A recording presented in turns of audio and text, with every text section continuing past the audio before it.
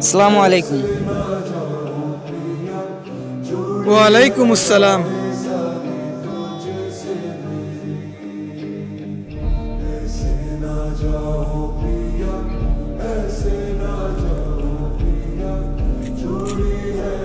আসসালামু আলাইকুম। ওয়ালাইকুম আসসালাম। পিছনে তোরে একজন সালাম দিল, তুই তো তার সালামের উত্তর নিলি না।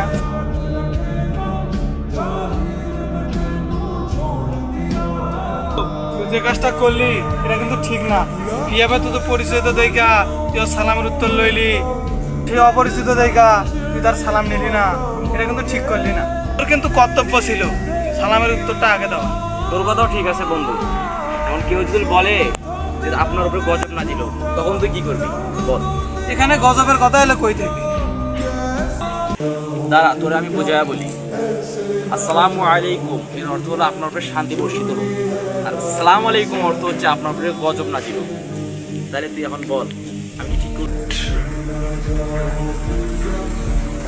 জনারই কর্তব্য অন্তত সালামের উত্তরটা সঠিকভাবে দেওয়া। আমরা তা না করে আসসালামু আলাইকুম এরকম ভুলভাল কিছু উক্তি দিয়ে থাকি।